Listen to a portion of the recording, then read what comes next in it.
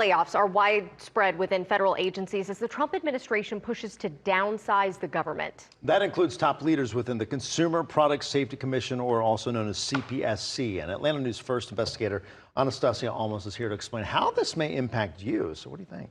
Well, that's right. The Consumer Product Safety Commission said that they were already short-staffed before President Trump fired 3 of the 5 commissioners. Our national investigative reporter, Carice Jackman, spoke with one of those commissioners who fears that there will now be fewer investigations into dangerous products such as children's toys. At the Consumer Product Safety Commission headquarters in Maryland, I have worked very hard in therapy so I could come here today and share my story. But instead of Kipley Haugen's story being heard inside, directly in front of the CPSC commissioners, she's reading it on the sidewalk. When I was a baby, I was hurt and poisoned by water beads. The meeting Kipley spent weeks preparing for was abruptly pushed back for months, shortly after 3 Democratic-appointed commissioners, Mary Boyle, Alexander Hohensark, and Richard Trumka Jr. were all fired from their positions. Our national investigative team met Kipley's mother, Ashley, 2 years ago. Ashley explained how a single stray water bead Kipley ingested when she was a baby left her with permanent injuries. Today, nothing is stopping Ashley and Kipley from sharing their story to save others. Consumer product safety isn't a partisan issue.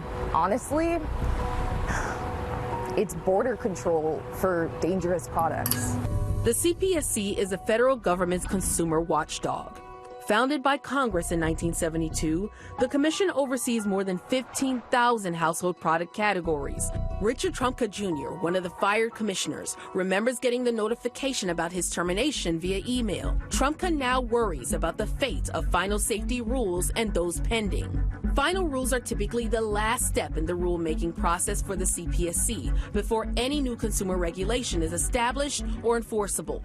You're not going to see the final rules that we talked about that are going to save 100 lives from carbon monoxide poisoning, save 100 lives from toxic dusters, save lives from all kinds of children's products that we're working on right now, save tens of thousands of amputations from table saws. Those aren't going to happen. Our national investigative team analyzed the Federal Register for 10 products that were under review by the CPSC to mitigate the hazards at the time of the commissioner's firings. Those products were tied to thousands of injuries and deaths, from window coverings and water beads to infant rockers, baby neck floats, and portable generators and table saws. At a White House press conference following the firings, Press Secretary Caroline Leavitt argued that President Trump has the authority to fire anyone in the executive branch.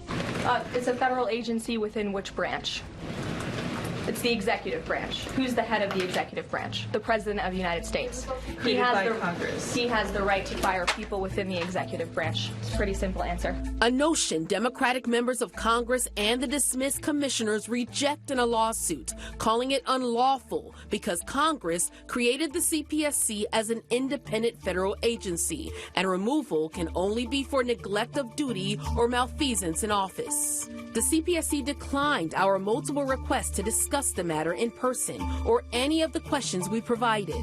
In a statement, a CPSC spokesperson told our investigative team that with only 2 commissioners, the commission set a new record for the total number of recalls and safety warnings in a single week. They added, to suggest that the work of the commission depends on the individual commissioners removed by President Trump is an insult to the hard work of CPSC's professional staff.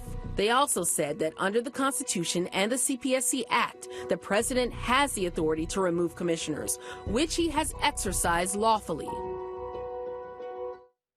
Now, in their lawsuit, the fired commissioners are asking the court to allow them to finish their full terms. They're also asking the CPSC to restore all pay and benefits that they have been, quote, unlawfully withheld from them and their staff.